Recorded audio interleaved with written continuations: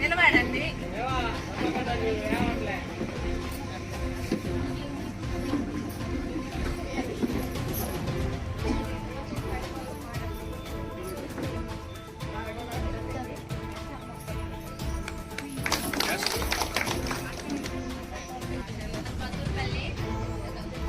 ఆడబిడ్డని కోడల్ని నాకు పేరెంట్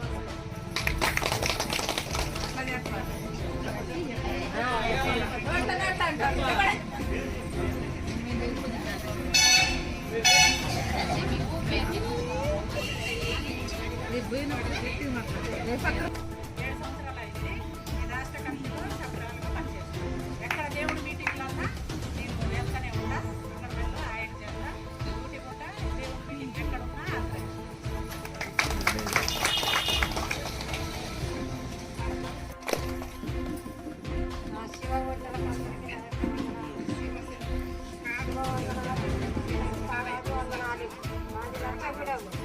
నేను మడవల కోడల్ని. మా ఇంటి పేరు మండలంలో ఆడబిడ్డ. నేను అయితే నాకు పెద్దమ్మ తెల్లొస్తుంది, మళ్ళీ సమ్మక్క వస్తుంది, అన్ని దేవతలు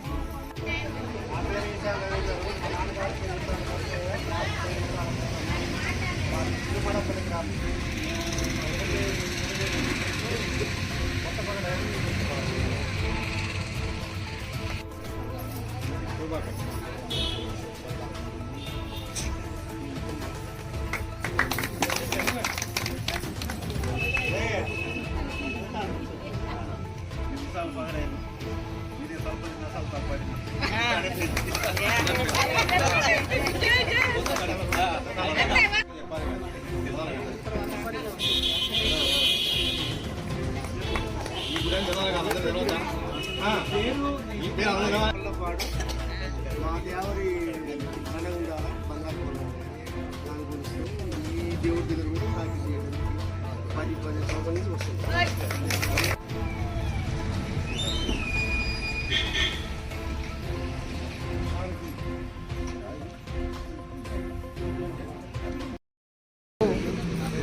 కోటయ్య విజయగూడెం.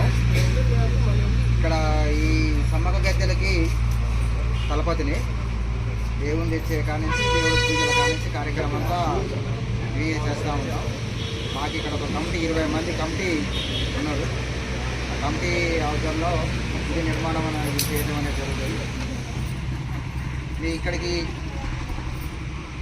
రామకృష్ణ గారు చెప్పంగానే మీరందరూ వచ్చి ఇక్కడ మా దేవుని దగ్గరికి వచ్చి ఇది ఒక సమావేశం పెట్టి సమావేశంలో మనకు సంబంధించిన మన కుల దేవతల్ని అన్నిటిని కూడా వివరించడం అనేది ఒక సంతోషకరంగా ఉంది. ఎందుకంటే మన కులం ఏంటి, మన కులం పద్ధతి ఏంటి కొంతమందికి తెలియని పరిస్థితులలో కూడా ఉన్నది.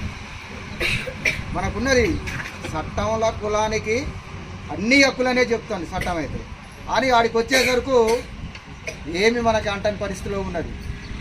దానికి మనం అందరం కూడా దేవతలను ఎట్లయితే కొలుస్తూ ఉంటామో, మనం ఎట్లయితే విలువిస్తూ ఉంటామో, మన ఇంట కుటుంబ సభ్యులకు ఎట్లయితే విలువిస్తూ ఉంటామో అదే పద్ధతిలో మనము ఇప్పుడు మనం కార్యక్రమం చేయడానికి పూనుకొని మన వేగారు రామకృష్ణయ్య గారు ఎట్లయితే పూనుకొని మన జాతికి ఒక మేలు చేయాలని అనుకున్న ముందుకొచ్చిండో అతనికి మనం కూడా అన్ని రకాలుగా సహకరించి అన్ని రకాలుగా అతోడుగా వీతోడుగా ఉండి ఎక్కడ సమావేశాలన్నా ఏదైనా కార్యక్రమం పెట్టినా మన సొంత ఖర్చులతోటైనా వాడికి పోయి దానికి సంబంధించింది చేస్తే మనం ఒక్కలం పోయేది కాకుండా మన వెనకాల ఇంకెవరైనా ఉన్నారా, ఇంకేం చేస్తున్నారు, వాళ్ళు ఏమేమి దేవుని కొలుస్తున్నారు, మన కుల దేవతల్ని కానీ ఏలుపుల్ని కానీ. మన ఇంటికి ఒక ఏలుపు ఉంటుంది, ప్రతి ఒక్క ఇంటికి ఒక ఏలుపు ఉంటుంది, ఆ ఏలుపుకి ఒక పద్ధతి ఉంటుంది. అవన్నీ కూడా అతనికి శారదీస్తే ఆయన కూడా ఇప్పుడు ఢిల్లీ వరకు పోతా అనేది అంటున్నాడు కాబట్టి ప్రభుత్వానికి తెలియజేస్తాను అంటున్నాడు కాబట్టి దాన్ని ప్రభుత్వానికి తెలియజేసుకోవాలని చేసినప్పుడే మనకు మన కులదు ఎస్టీ వాళ్ళకి ఇట్లు గిరిజన సంప్రదాయాలు ఇవి అనేది వాళ్ళకి తెలుస్తాయి. కాబట్టి అందరూ కూడా సహకరించి ఇంకా ఏ ఊళ్ళని పక్క ఊళ్ళో రాకుండా లేకుంటే మన ఊరోళ్ళు రాకుండా అందరినీ సహకరించండి. ఆయన ఇచ్చిన పిలుపుకి యాలివిచ్చి ఇలవిచ్చి అందరూ కూడా ఆయనకు సపోర్ట్ చేసి మంచిగా కట్టుతోటి మంచిగా ఉండరనే దాంతో ఆశిస్తూ నేను నమస్కారం. నా పేరు చుంచు రామకృష్ణ. నేను వృత్తిరీత్యా డివిజనల్ ఇంజనీర్గా ఎలక్ట్రిసిటీ డిపార్ట్మెంట్ పనిచేస్తాను. అదేవిధంగా జాతి కోసము గత 5 సంవత్సరాలుగా ఆదివాసీ 9 తెగల్ని సమన్వయం చేస్తూ అక్కడ ఆదిలాబాద్ నుంచి మొదలు పెడితే భద్రాచలం అశ్రాపేట వరకు కూడా గోండ్, పర్దాన్, కొలాం, తోటి, చెంచు, కొండరెడ్డి, కోయ, నాయక్పోడ్ ఇవన్నీ 9 తెగలు కూడా ఆదివాసీ తెగలు ఈ రాష్ట్రంలో. అదేవిధంగా ఈ యొక్క కోయ పున్నం ధర్మ ప్రచారం అంటే మనం ఏదైతే జాతిని ఇచ్చామో ఇప్పుడు గోండ్ కానీ కోయ కానీ మనం అంతా కూడా కోయత్తూరు అంటారు. ఈ యొక్క ధర్మ ప్రచారం పహాండిపారి కుపాలింగో మనకి ధర్మగురు అప్పట్లో కొన్ని వేల సంవత్సరాల కిందే ఆ యొక్క ధర్మ ప్రచారాన్ని ఈ యొక్క గత 3 సంవత్సరాలుగా చేసుకుంటూ వస్తున్నాను. ఇప్పుడు మనకైతే మన కోయ సమాజానికి ఏదైతే వేల్పులు ఉన్నారో, పేరంటాలు ఉన్నారో, దేవతలు ఉన్నారో అందరికీ తెలిసిందంటే సమ్మక్క సారలమ్మ మేడారం జాతర. కానీ అంతకంటే చాలా పెద్ద జాతర మన వేల్పులు ఏదైతే ఉన్నాయో ఇంటికి ఒక వేల్పు.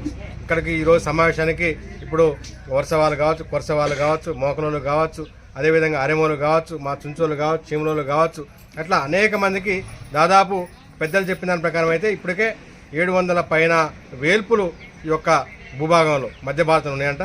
ఇప్పటికే మొన్న తిరుమల జాతర చేసినప్పుడు 124 వేల్పులు కూడా గత సంవత్సరం ఫిబ్రవరిలో పెట్టి పెద్ద ఎత్తున సమ్మేళనం చేసినాం.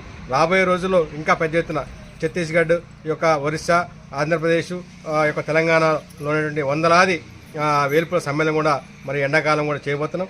ఇదే విధంగా ఇప్పటికే ఈ యొక్క కేంద్ర రాష్ట్ర ప్రభుత్వాలకి మేము విన్నవించేది ఏంటంటే మేడారం జాతరతో పాటు ఎట్లయితే మేడారం జాతర 100 కోట్లు ఇస్తున్నారో ఈ యొక్క జాతరలన్నింటికి కూడా నిధులు కేటాయించాలి.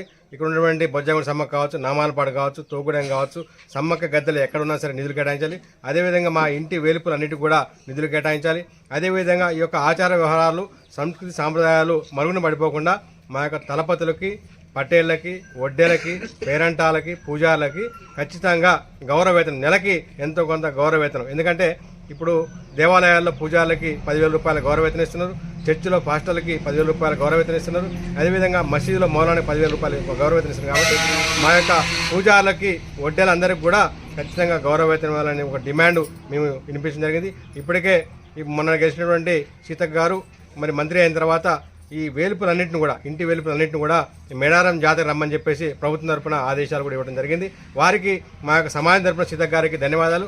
అదేవిధంగా ఈ యొక్క సంస్కృతి మరుగున పడిపోకుండా ఈ యొక్క అన్ని తెగలటువంటి దేవతల్ని అన్ని కలిపి మాకు ఒక ధార్మిక పరిషత్, ఆదివాసీ ధార్మిక పరిషత్ ఏర్పాటు చేయాలని చెప్పేసి ఆ యొక్క నివేదికను కూడా మన యొక్క ఉద్యమ నేత, గౌరవ పార్లమెంట్ సభ్యులు స్వయం బాపురావు గారు కూడా మోడీ గారికి, అమిత్ షా గారికి ఇవ్వడం జరిగింది. తొందరలోనే కేంద్ర ప్రభుత్వం కూడా ఒక స్పష్టమైన ఒక వైఖరిని కూడా ప్రకటించబోతుంది. కాబట్టి మనం అందరం కూడా సమాయత్తం కావాలి.